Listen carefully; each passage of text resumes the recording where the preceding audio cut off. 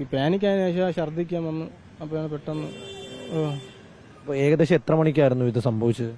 2:30 കുഞ്ഞ് ഉണർന്നത്. അപ്പോൾ തന്നെ ചിറയൻകീഴിലേക്ക് പോയോ? അപ്പോൾ ഈ സംഭവങ്ങൾ അറിയാമെന്നുള്ളതുകൊണ്ട് കടിച്ചെന്ന് പറഞ്ഞുകൊണ്ട് ഞാൻ അപ്പോൾ എടുത്തുകൊണ്ട് പോയി. നോക്കാൻ നിന്നില്ലായിരുന്നു. അപ്പോൾ ഇവിടെ വന്നതിന് ശേഷമാണ് അവരുടെ മോക്കം പാമ്പിനെ പിടിച്ചുണ്ടാകുന്നു പറഞ്ഞു. ഇപ്പോൾ ഈ കാലിൽ പാടുമെല്ലാം കൊണ്ടിരുന്നോ? കാലിൽ 2 ചെറിയൊരു കുത്തേ ഉള്ളായിരുന്നു. ഒരു പിന്നിട്ട് കുത്തുകളൊക്കെ ഒരു ചെറിയൊരു മുറിവായിരുന്നു.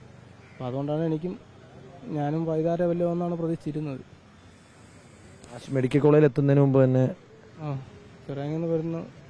അവിടെ നിന്ന് 2-3 കിലോമീറ്റർ കഴിഞ്ഞാൽ തന്നെ വാനൊക്കെ ഇല്ലാണ്ടായിരുന്നു. പിന്നെ കൊണ്ടുവന്ന് നോക്കാമെന്നുള്ളതിൽ വന്ന വൈഫും കൂടെ ഉണ്ടായിരുന്നു. അതുകൊണ്ട് എനിക്ക് കൂടുതലും പെട്ടെന്ന് നോക്കാൻ പറ്റിയില്ല. നേരെ ഇവിടെ കൊണ്ടുവരണം എന്നുള്ള ഇതുള്ളായിരുന്നു.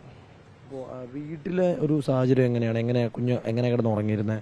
വീട്ടിൽ അമ്മയുടെ കൂടെ താഴെ കിടക്കുന്നത്. വീട് അടത്തുറപ്പുള്ള വീടല്ല, അല്ല, അമ്മയുടെ കൂടെ താഴെ കിടന്നിരുന്നു.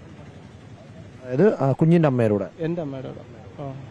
അപ്പോൾ പെട്ടെന്ന് ഞെട്ടി എണീറ്റ് നിലവിളിക്കായിരുന്നല്ലേ? സൗകര്യം വന്ന് വിളിച്ച് എങ്ങനെ കുഞ്ഞിന് എന്തോ കടിച്ചെന്നും പറഞ്ഞ് വിളിച്ചത്. എങ്ങനെ ഷീറ്റ് ഇട്ട വീടാണോ? ഷീറ്റ് അടിച്ച് ചെറിയ വീടാണ്. ഇവിടെ മെഡിക്കൽ കോളേജിൽ നിന്ന് എന്തെങ്കിലും പറഞ്ഞോ? ഇവിടെ നിന്നൊന്നും പറഞ്ഞില്ല. വന്നപ്പോൾ ഡെത്തായെന്നാണ് അവർ പറഞ്ഞത്. പോലീസ് സ്റ്റേഷനിൽ മൊഴി കൊടുക്കാൻ പോയോ? ഞാൻ പോയില്ല. അവിടെ നിന്ന് മെമ്പർമാരുടെ പോയേക്കുന്നത്. എത്ര മക്കളാ ഉള്ളത്? 2. ഇളയവനാണോ? മൂത്തത്.